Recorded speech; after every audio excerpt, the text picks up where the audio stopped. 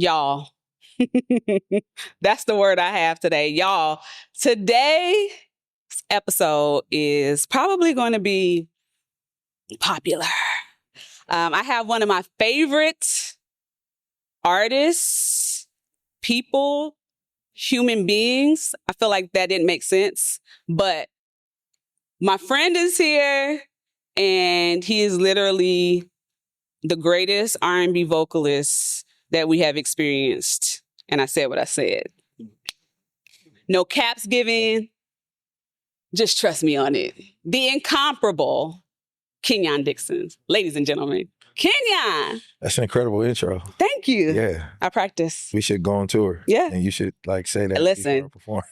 I would, but Isley's intro for you on tour is pretty epic. I can't compete. True. Welcome to the PK Pod. What's up, man? Man, this is crazy. Yeah. I'm glad that you're here. Glad to be here. The PK Pod is a podcast for us all because we all have platforms, but they may not be the pulpit. Yeah. Very true. So we're going to get into it. So on the PK Pod, we like to not only interview PKs, but we like to really talk to our CKs, which is our church kids. Yeah. And you identify as a real one, okay? You're our first CK of the season, and I'm excited to get into this conversation today because I think some people know about your upbringing. Yeah. Everyone doesn't know that you literally grew up in church. Yeah. So we got to get into it. So tell us about your upbringing in the church. Yeah. What was that like? So both of my parents were ministers growing up. I grew up in the COGIC church called Grace Chapel on 84th and Broadway, which is my family's church. Wow. My uncle is the pastor now. And so my dad was a quartet singer, guitarist, preacher. My mother, literally district evangelist. Did you have to go to the district council? I went to everything. Everything. Like I was at YPW, YWCC, everything she had to teach too was like Monday through Sunday. I was YPW. Yeah. You threw it back with that one. My mother taught and preached at everything. So, I grew up in a household like that. They're both musicians. My mother's a vocalist as well. Mm-hmm. And again, my father's quartet singer, guitarist. I'm the youngest of 6 who grew up in the house together. 7 of us in total, but. Mm-hmm. We grew up in a very musical household. Yeah. Hammond B3 in the living room, drum set in the living room. Very musical family. All my siblings are they have some sort of musical inclination. Mm-hmm. And the youngest 3 of us, we all actually pursue music. The other ones just can do it. Yeah. And so, I was literally born and raised in church, doing homework in the pews. Going to school There's tired. Something about having to pull out your backpack in the middle of Bible study. It's crazy. And your parent looking over talking about did you pay attention, but pay attention? That was my life. That's crazy work. And she taught Sunday school. So even on Sundays, I was at church by 8 a.m. And then, churches, our church at least was out by 2 o'clock. Exactly. Just for a 3:30 service and then a 6:30 service. And if it's a revival or a shut-in or anything happening. It's a wrap. Yeah, that's I grew up the epitome of growing up COGIC. that was my life. So you legitimately are OG COGIC. You were born in. You didn't join it. Before the change of the lyrics. Because the lyrics are different now because they were protesting it. Yeah. So I grew up old school COGIC. Yeah. Shout out to all our old school COGIC kids out there, day ones. Yep. Okay, so you grew up COGIC, parents very active in church. Super strict too, yeah. Super strict? Yeah. What do you mean by strict? What couldn't you do? Nothing. Literally, we would get whoopings for being caught watching music videos. Oh, I thought that was just me. Nah, and our friends would make us dub us tapes and stuff, and we would have to hide them. If my mom found them, we would get in trouble. And so, did they block the channels? Like in my house, my dad blocked BET, MTV. Yeah. All of them. We had some channels blocked. Okay. But it's kind of we would sneak and watch them. Of course. I couldn't do nothing. I couldn't listen to anything. Even going out, hanging out, it was always on the gospel nights of whatever the hangout was. So World on Wheels, which is Gospel skate. yeah, Friday nights. And it was a church outing. You know what I mean? So that's why you could go. Yeah. So yeah, it's I grew up very strict. A lot of contrast though, because on the flip side, I was in entertainment. I've been in entertainment since I was 9 years old. Yeah. So I was already exposed to life outside of the church, as well as growing up in the projects, which is a whole different environment than what was happening in the house. But so I feel like against my will, I kind of learned how to like code switch early. Because, I had to kind of play in all these worlds. So that's crazy. Yeah. So when did you know, like, I need to sing? Or let me rephrase the question. Did your parents make you sing in church? Of course. Okay. Of course. My first solo, I was probably like 7, and I was leading. I never know what that song is called. You say that you are my sheep. Why aren't you? It's called like Shepherd Song or something. It was with the Sunshine Band. Yeah, I was there. The Sunshine Band. That was like my first like solo, and so I was forced to sing in the choir. And when I was maybe 13 or 14, I remember my mom giving me an option one Sunday to sing or not, which had never happened. Okay. And I said no, just kind of testing the water. And she never asked me, she never made me again after that moment. And so I like got as far away from it as I could. Okay. And only for me to find it again myself when I was maybe like a senior in high school. Wow. So that's when I knew it no longer felt like it was just the family's business, but it was something that was like personal for me, and I knew I had purpose and intention in music, and not just, I wasn't just doing it because it was something that, I was around. Wow. At least she asked you. You know what I mean? That surprised me. My siblings to this day, I'm the youngest. So they already feel like privilege. Yeah. Like we would have never. But Yeah. Lamar got all the smoke. Yep. By the time I came along and was in high school, I was able to go to one dance.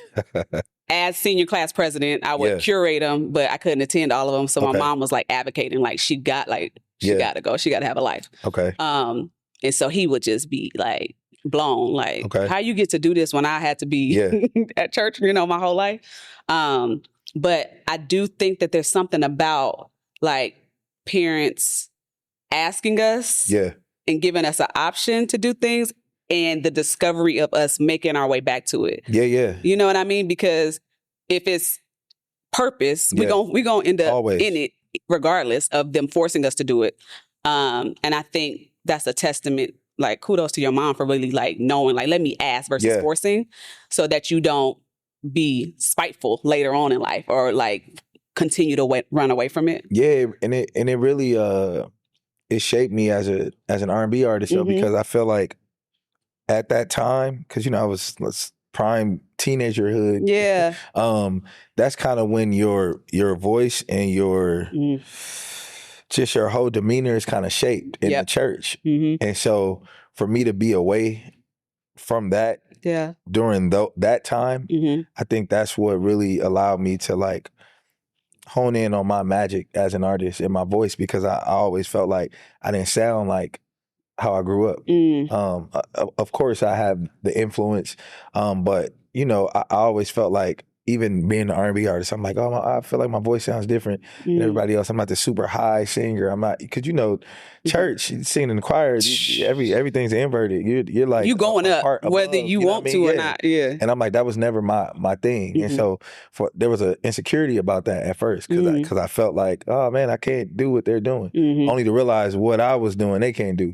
So it was something that really developed in that moment of me being able to really find my purpose, honestly, and my identity, considering how I grew up. I love that. So you had your self-discovery moment. Yeah. You're like, all right, senior year, I really do want to do this singing thing. Yeah. And what was like your first course of action? Was it like, all right, cool, I want to make a record? Was it, I want to go on tour? What was it? Like, what was that first thing? So high school really shaped me when it came to music. So 11th and 12th grade, I went to Washington. That's where I graduated from. I went to Taft, 9th to 10th grade. I got kicked out. That's a whole other story. Okay, kicked out. But wow. So I came to Washington 11th grade, and Washington was actually known for like its music contributions and just the different creatives it was raising up out of that school system. And so I came to Washington. I wanted to be normal as possible. I didn't want anybody to know I had anything to do with the arts. I'm walking out of the gate one day, and I hear it's my friend LaPortia. She's like singing. She was singing like a Kim Burrell song or something. But it's like, that's very specific church. Very. Yeah, that's not like. Especially during that timeline. Yeah. So I approach her like, how you know that? Yeah, I'm like, wait, like I know that too. Right, like, right, like what you know? And so we end up becoming friends. And I met some of her friends, which is my friend Alex Stretch, and my homegirl Nita, who's in King. Washington really had everybody. Yeah. And so what ended up happening was going into how it first started was they told on me basically. They told one of our advisors that you can that I could sing. They knew I danced. They knew everything. And one of the advisors was my math teacher, Miss Sims. Once she found out, she started making me like perform at all the assemblies at the school, and like it was like, this is not what I wanted to do at the school. Yeah. And so then I got involved in I learned electronic music. That was an elective I had, which is essentially just learning how to produce. And at the time, we were on GarageBand. You know what I mean? And so my teacher, Mr. Rivera, taught me how to use these DAWs, and like I ended up getting a laptop, and so I was like just recording and writing and producing at home. Went straight to MySpace, started dropping stuff on MySpace, and that turned into SoundCloud, and like so. Yeah, it really interestingly enough, my journey actually parallels what most people think about background singers who get into being an artist. So I was technically an artist first. So I was writing and putting out my own music first, and then got into that world. So yeah, that's kind of how that, that's kind of how I found it, and what sharpened it for me. That my senior year in high school was like pivotal for everything I'm doing now. Wow. I love that. Okay. So you was producing in high school. Yeah. For a grade at that. Oof. Yeah. Like, so I was. So you have to be, you have to be exceptionally well. Because if not, you're going to fail this class. Yeah, 100%.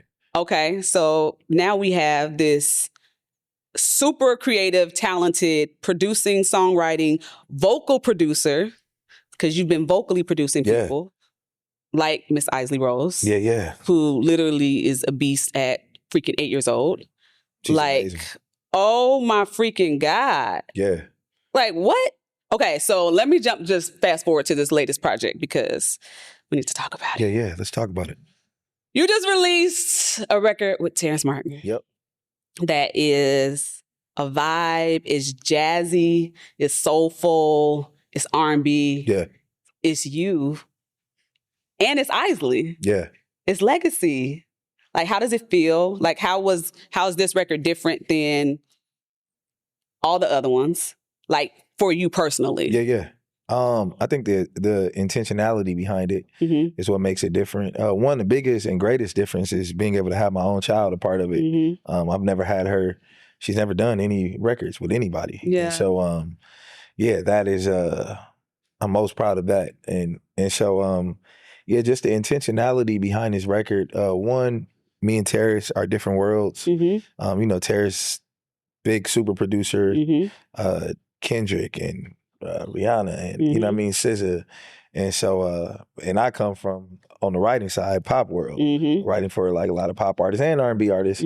But, I'm a R&B guy. Yeah. And Terrace is a jazz guy for his solo stuff. Yeah. So the intentionality in coming together was, let's really combine our worlds, because we don't want to make something that we can both do on our own. That would defeat the purpose of the collaboration, and it wouldn't really, tap fully into it. So we had every intention to like really make it a collaboration and make sure that we were getting the most out of our experiences separately and bringing them together to create this new world. And we knew it was a new world because even when we started figuring out how to roll out the project and the marketing and everything, we had to really think about it because we didn't have anything to compare it to. So that let us know we had kind of hit that goal. But with this, you know, we really wanted to. The album is called "Come as You Are," and that was layered. It was layered because as creatives, as Black creatives especially, and we released it during Black Music Month intentionally. As Black creatives, you often get like forced into this space of they think Black artistry is like monolithic. Like if you're a Black artist, this is how it's labeled. This is what you should be doing. And I think we are we're responsible for so many different sounds and sonics and just trends that we get in music. And so I'm like, we should step fully into that and show up to this album as ourselves. Let's not limit it. Let's not feel like it has to sound like anything. Let's just be who we are and do the music based on that. And so then we started to dive into our experiences. Terrace is also a church kid who grew up in church, who, like myself, we then got into the world and, you know, spreading our light and creativity and purpose in settings outside of like a church setting, and still having to maintain the truth of who we are. And so we had so many conversations about how we still had to show up as ourselves. And so the album really touches on the purity that you start with, which is why it starts with Isley Rose, because I feel like nothing is more pure than your own seed. And so it kind of touches on starting from that pure space and then getting out into the world, and how you have so many different experiences that can shape you and pull you away from your understanding of your purpose. And you spend the rest of your life trying to get back to that pure space, only to learn that how you were created was intentional to begin with. And you never needed to change who you were. Of course, there's progress and responsibility and evolution and everything, but that was really just the intention. So with the record, Not Like That, which is, like the church record, it's like we love this record. It's like the ghetto altar call. It's the ghetto altar call. It is literally like the theme song and soundtrack for church kids that are hurt. It is literally like a eye opener for the judgmental saints. It's so layered and complex. And then it's sampled from the greatest group, the Winans. Like, it's so many layers, Mr. Talkbox. It's so many things, Kenyon. It's genius. It's a layered record, and it was so intentional because, again, going back to the title, being true to Come As You Are, in those experiences, we realized that we also kind of felt a little alienated from the church. We've evolved, we've gotten out, we've lived life, and we've seen that God is bigger than just the space that we learned Him in. You know what I mean? And I always think about, there's so many people, like it's like subgroups, but there's so many people who have an idea of God, but in different contexts. And so I always think, based on our beliefs as anybody who subscribes to Christian ideology, if the idea is that one God made all of these people, there's no way that should, like, our environment should disconnect us from the world. So it's like you have to find a way to get Jesus to people who don't understand your environment. You know what I mean? And that does come with showing up as yourself. And then you separate the religion from it, and you realize there's so much that's not Bible. It's just learned behavior. Like, again, like I say in the song, not being able to come in church with your hat on, like, He don't care about that. You know what I mean? And so, but that's hold on. There's so much that's not Bible. It's learned behavior. Oh, my Lady Gaga. Like, no, seriously though, like, Kenny, I think the fact that we're in LA, we're like in the mecca of the uncomfortability of dreams, aspirations, and purpose. Right? And trying to marry those two, a lot of creatives feel like they can't, or they haven't mastered the balance of it. And so they feel like they're not welcomed in the church because of churchism. Saints, the ain'ts. It's the culture. Because of the traditions of church, right?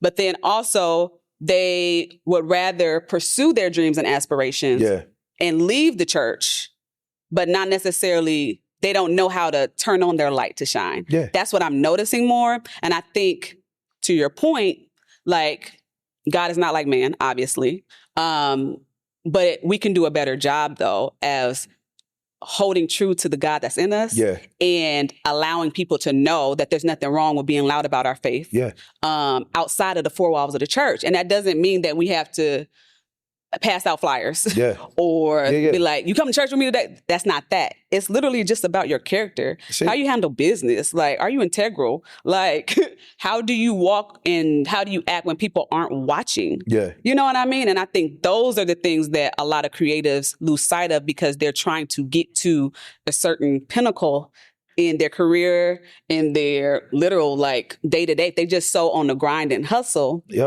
And it's like, I'm just reminded of the scripture, like, what does it profit a man to gain the whole world and lose their soul? And so many people are lost souls out here, but still saying, oh no, I love God. You know what I mean? But it's like, there's this confliction, like they're conflicted internally because they haven't mastered the literal, like, street corner of ministry and marketplace. And it's, I mean, and I think the part that's alarming to me is if you look at most of the miracles Jesus performed, none of them were in church settings. You know what I mean? And so that when you think about ministry, that's outreach. So you have to go out and outside reach of the four walls. The people. And I always say, like, it's the same thing when people ask me, like, oh, when are you gonna do gospel? I'm like, I don't have purpose there, but also the church knows God already, and they have the choice to go deeper, pun intended.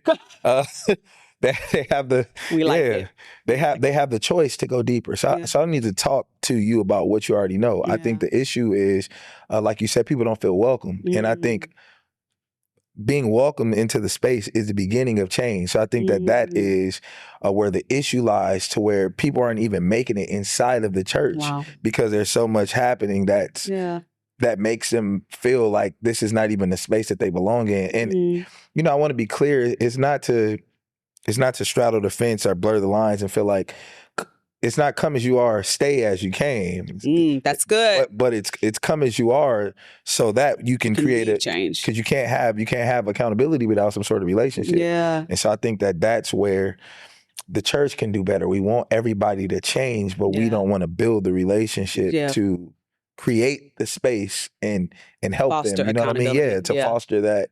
Foster that. And so it's I see a lot of opportunity for outreach, and I understand that a lot of people have a lot of different beliefs. But again, if we're subscribing to the idea that we all come from, the same God, that can't, like, disqualify somebody from the opportunity to build that relationship. I feel like that's effective ministry and outreach, and I'll say I've found myself having more conversations about God with people outside of church settings than I have inside of the church. Having toured all over the world with so many different people, and only a percentage of them being gospel artists. With all of the other artists, we have so many conversations, and the commonality is everybody feeling like we have the foundation, but we don't feel like we belong in the space anymore. So it's the album, more than anything. Again, is just encouraging people to show up as themselves and letting them know that they're human. This is a human experience. You don't have to be perfect. You just have to show up. And if you show up, you can figure it out from there. You know what I mean? But in their defense, somebody should be able to meet you when you show up. Absolutely. You know what I mean? So, wow. I love this. I love this so much. The record is a banger. Thank you. The entire album is just chef's kiss. Thank you. I love that you started off with a hymn, and I love that it's a hymn because those are the songs that we literally cling to in our times of trials, like frustration. We gonna go to a hymn. It's comfort. It's comfort. I love that you were intentional about giving Isley her own hymn. Like, that to me was genius. Thank you. What's the hymn that you go to? My favorite hymn is probably it as well. Really? Yeah. That's such a classic. Yeah. And it's funny because it's kind of what I modeled that one after, you know what I mean? But yeah, that's one of the ones for me. That's one of the ones. I love it. Okay, so you kind of hinted at this about people wanting you to go gospel or expecting this, you know, because your upbringing, all of the things. What was the deciding factor of absolutely not? I don't feel just one connected thing? to it. Yeah, Okay. I don't have purpose there, and I think that's an important thing. You have to know what you have purpose in. When other people think that something makes sense just because of what they've seen versus what your soul feels about it. Yeah. And I'm not. There are people who are effective and purposeful in gospel. I've seen it. Yeah. I've also seen people who should not be there. Yeah. Who are there because they feel obligated, and so. You know, there have always been little things that lets me know, but being the artist that I am and me seeing that I've created a safe space for church kids and to feel like they could listen to music other than gospel, that right there let me know that what I was doing was purposeful. If I decide to do gospel, which again that's not my calling. It's just something I'm positive about. But if I decide to do Christian music, I should say, not gospel, because then we're just talking about, you know, the truth and good news. But if I decide to do that, I've now left an entire world of people who I was drawing closer to my beliefs based off of our conversations. Because I realized there's the music and the fact that I sing about love a lot. Yeah. But where I feel most purposeful is after the shows and during these meet and greets, I'm talking to people who are telling me their real life experiences and how this music has gotten them closer to whatever their center is. You know what I mean? And so that to me is my gospel. Yeah. Like that's my version of knowing that I'm operating in my purpose. And I feel like as long as I'm not leading anybody into a dark space and making them do something that I wouldn't encourage them to do, then we good. Yeah, I feel like I'm all right. Okay, so I have to ask you this question because this has been like coming up a lot. Yeah. Glorilla won. Yeah. For Best Gospel at the BET Awards. And there's this whole, you know, frustration. It's a frustration with gospel artists feeling like non-gospel artists are getting accolades when they have literally dedicated their lives to this genre. Why do you feel like that is prevalent and it's happening and recurring more often than not? Why do you think that's a thing? That's layered. One, it's a sign of the times. It's just how entertainment works. Entertainment is about, you need numbers. You need, you have to have something to be able to keep things going. Two, I think a lot of artists, and especially gospel artists, are not honest about their impact outside of their immediate space. Yeah. And so it's great that your church and your city knows who you are. There's a whole world out here who has to vote for you. This is the same process of any other award show. You know what I mean? Yeah. And while I also understand why they feel that way, because again, this is a space that's created for us, but then you have to be honest about, is that really what the space is? Or is that just how it's labeled? Yeah. You know what I mean? So I think there are pros and cons there.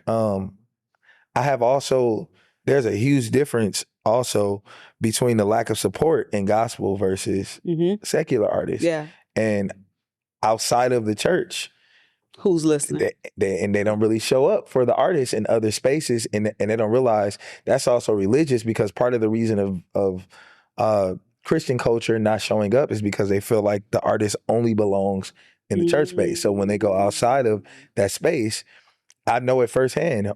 How I grew up, my mom never came to any of my shows growing up.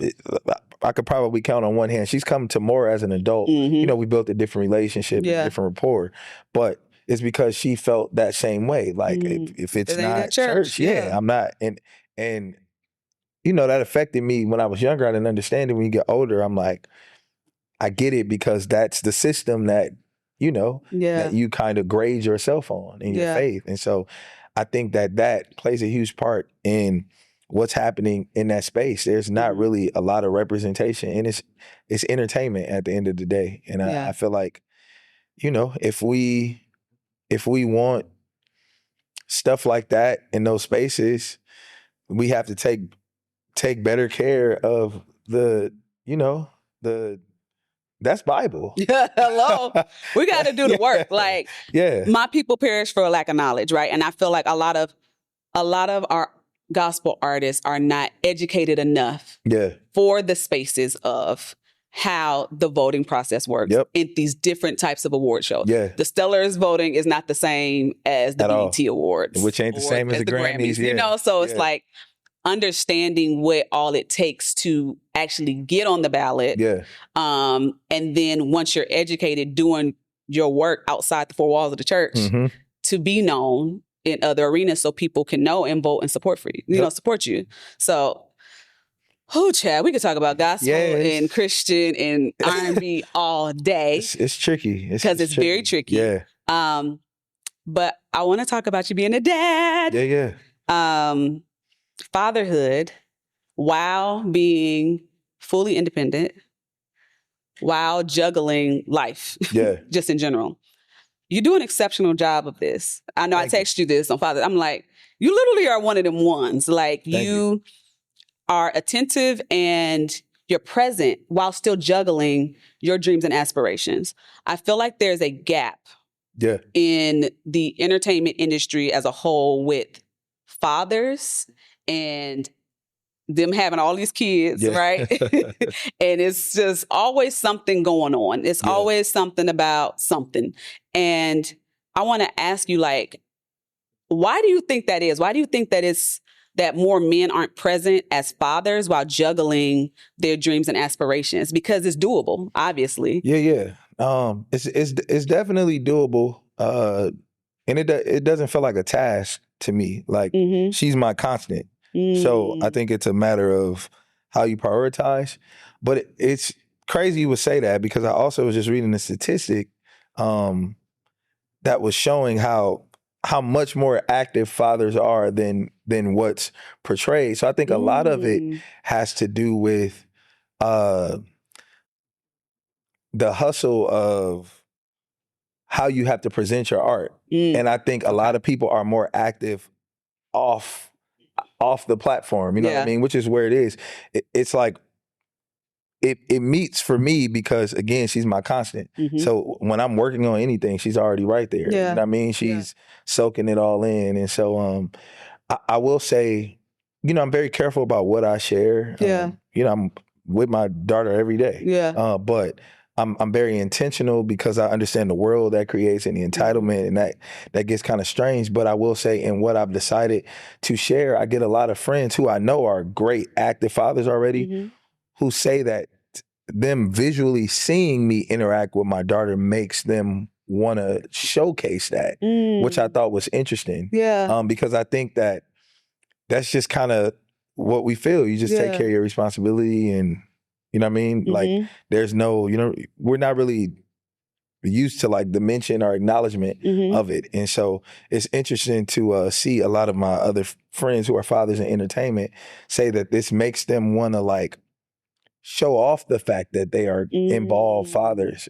So I think that kind of speaks to what you're asking. I think that might be it. Nobody really feels it's a weird, like, tricky space. You know what I mean? Yeah, it's very tricky. And I understand the privacy component, right? Of like keeping things private. I just also know that like it's been trending too many times. I'm hearing of too many people doing too many custody battle, too many, like it's just like, what we doing? Like, why are we getting off center? I'm like, do we need to have a district meeting? Do we need to have a prayer meeting, a men's gathering, a men's breakfast, man cave? Something. Pancake. Because I just feel like it has to be a constant.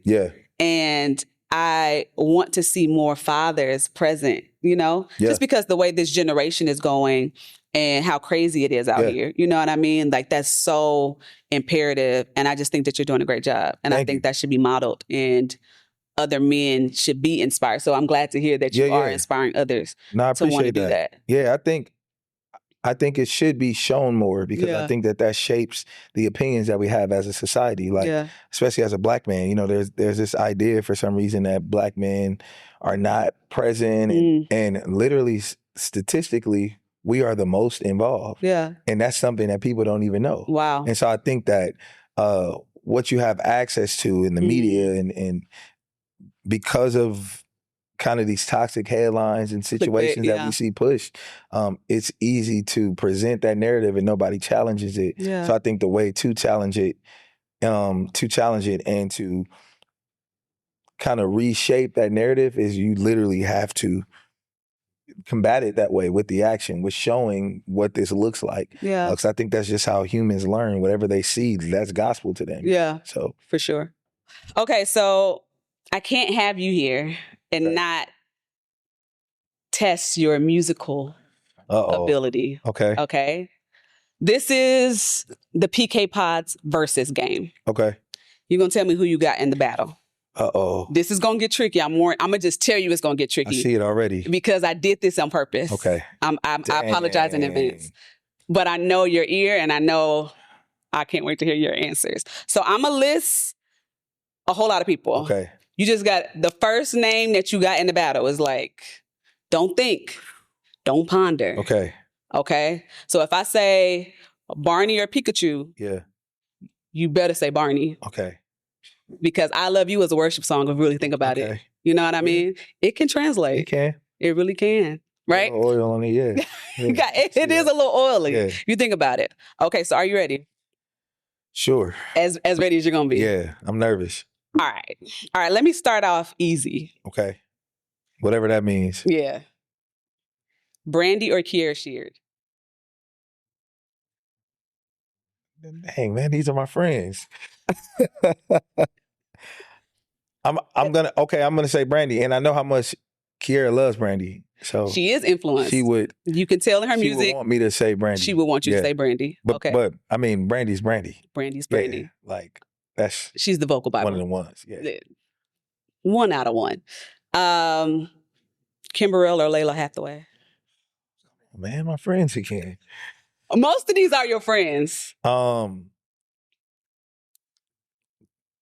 mean, Kim gave us Everlasting Life. The whole record. And Layla, I know Layla would, she would appreciate Kim. Yeah. Okay. Yeah. But both in like otherworldly vocalists that we'll never get another copy of, just to be clear. Yeah. No one can compare. Yeah.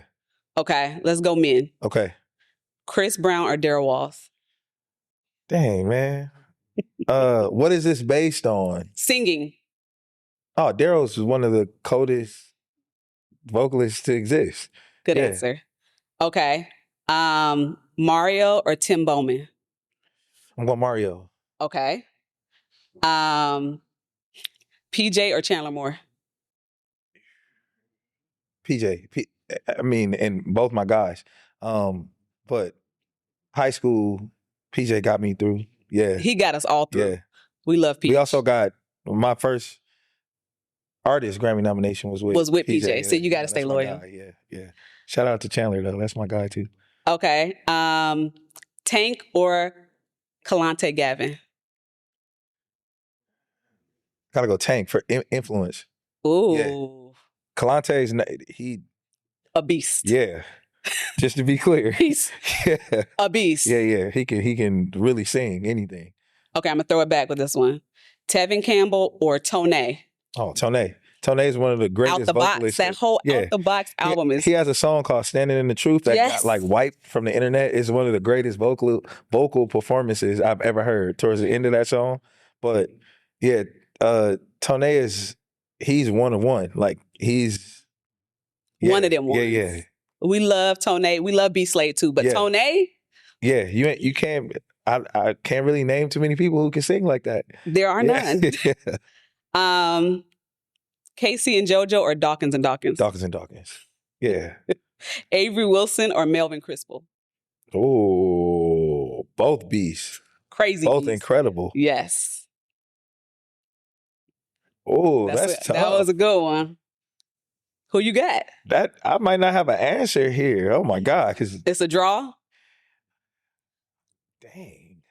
Mm-hmm. I mean, yeah, Avery's another person who can sing whatever you give him. Melvin is too.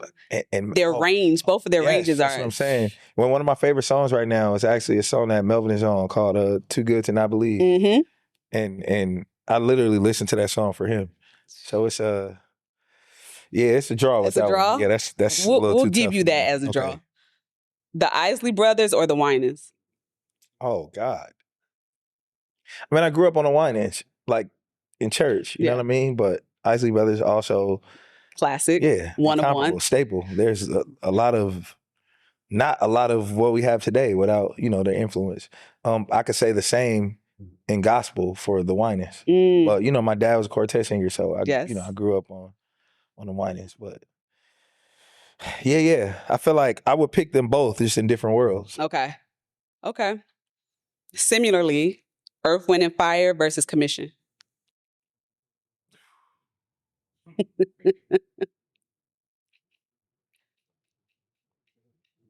I'm going Earth, Wind, and Fire. Only, and I know that's surprising. Surprisingly, I didn't grow up on a lot of Commission. They didn't play a lot of Commission in my house growing up. Really? Yeah. And I got them like individually. But not nope. OG, not Running Back to You, not like... Not until I was a little older. Okay. Yeah. We'll give you a pass. Yeah. We'll give you a pass because But I'm very well aware of the gospel of Commission now. You know what I mean? But yeah. You were a late bloomer. Yeah. But Earth, Wind, and Fire, I mean, that's... Yeah. Classic. Yeah. Timeless. Yeah. All right. Trey Songz or Jonathan McReynolds? I'm going John. Another vocalist that range and tone and clarity and execution, you know what I mean? Is literally. Yeah. Okay, last one. Faith Evans versus Karen Clark Sheard. Oh, Faith is my girl. We love Fizzy. Karen is a legend. There is no Faith without Karen, to be clear. There is no faith without Karen, yes, technically. Yes. And I grew up on, ironically, a song that they had together. That Nothing Without You song. Yep. But Faith was also one of the first people I wrote for a tour with. Mm-hmm. That's my girl. But yeah. I mean, I could run you Faith's whole catalog. Yeah. Aside, you can't out Faith me. Okay, I probably can. Okay, you probably can. You went on tour her. You went on tour her. I'll give you that. Caramel Kisses and Come Over and Reasons and But that's Fizzy. Yeah. You know what I mean? Yeah, Faith. I'm always like gunning for Faith. So you team Faith? Always. But Karen is Karen. So who you got? Yeah, I'm going Faith. I'm going Faith. Yeah, I have to. You're a real one. Faith, that's my yeah. That is the intersection between gospel and R&B. That's literally Faith Evans. Literally, and that's my world. Yeah. Literally, that's perfect. She is the intersection. Literally. Of gospel and R&B. Yep. Wow. Ladies and gentlemen, Kenyon Dixon. That was good. You surprised me. It's tough. Okay, bonus round. One more. Okay. Do you want to walk around for offering or do you want them to pass the plate? Pass me the plate. Pass you the plate. It's the older I get, I've developed like this crazy anxiety and just... You don't want to show off your fit though? Like that's the fashion show component of the church. I know, but I'm like, just... You don't want them to see the flyness? Matter of fact, just put the barcode on the screen and let me scan it. Don't even pass I'm like, I'm just here. I don't want nobody to see me. I'm chilling. Scan the QR code is crazy. I have the app on my phone. I don't even need the QR code no more. I just go click on the little present. Wow. Yeah. Such a faithful giver you are. If you got the app, you want it at once. I got the app. It's just easier. It's easier. Yeah. It's convenient. I love it. Y'all, Kenyon Dixon has been incredible. My friend, greatest R&B artist, and an incredible just human being all around. Thank you for stopping by the PK Thank you Pod. for having me. Y'all stream Come As You Are. But also, I just feel like there's a tour brewing. I feel like something is coming up. Yeah. I know you're doing a show at the new Blue Note that's launching here in LA. It's opening, Blue Note is opening in August, and me and Terrace are playing August 19th and 20th. Wow. Yeah, and then we're playing the Blue Note Napa Jazz Festival August 27th to the 29th, I think. Which is my birthday. Yeah. So I feel like that's definitely, y'all, we pulling up to Napa. Yeah. I'm just telling y'all right now. So get the album live. Let's literally get our tickets to support because I know the live experience is going to go crazy. We're working on an incredible show. If y'all know Kenyon like y'all know Kenyon, and been to a Kenyon show, and if you know Terrace like you know Terrace, then you know you have to be at the show. Like, and that's just on point blank, period. And hopefully Isley will appear at least one of these shows. We're going to see. You never know.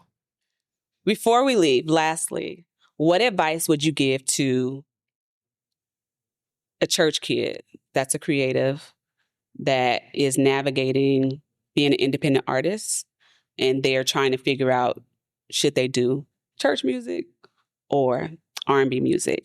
Set your intentions. Decide what your goal is, because I think that, or what your goals are. Because I think that everything you do has to be filtered through your ultimate self and who it is that you want to be. Once you've accomplished what you've accomplished, I think the other thing is to really understand and decide who God is to you. I think that's important, because that is where your discernment is coming from, your intel in real time. And so you want to make sure that that's not being influenced by fear. God to you should not be influenced by fear or a lack of something you've learned via religion versus your own experience. And I can say that from experience.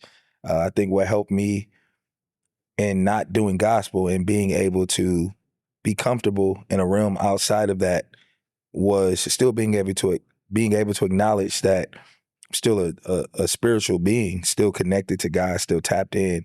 And that taught me that you can operate that way and be effective with responsibility outside of that space. So I think that it's very important to know who God is, know the truth about the God you subscribe to, and know what that looks like, and develop your values based on that personal experience, not based on anybody else's experience or what you've been told. And I think, as long as you can do that, kind of puts you in a great place. Try what you want to try creatively, see what works, pray about it. You have that. That's the upside that you have as a believer, prayer. Which is outside of just regular conversation or advice from anybody else. There's a sense of divinity added to your movement and everything that you do. And I think that you should utilize that. So that's what I would say. Thank y'all for tuning in to the PK Pod, where we all have platforms, but they may not be the pulpit. Y'all, if you enjoyed this episode, be sure to click the notification bell to stay connected to future episodes. Like, share, and subscribe. And be sure to follow the legendary Kenyon Dixon on all social media platforms at it's Kenny Got Soul on Instagram. Kenny got soul, but Kenny got church. Yeah. And Kenny got fit. Kenny been losing weight. Kenny been in the gym. Okay, I gotta say that. Shout out to summer bodies that are loading. Okay, hey man, but be sure to follow Kenyon Dixon on all social media platforms and stay connected to the PK Pod on all social media platforms. Until next time, we out.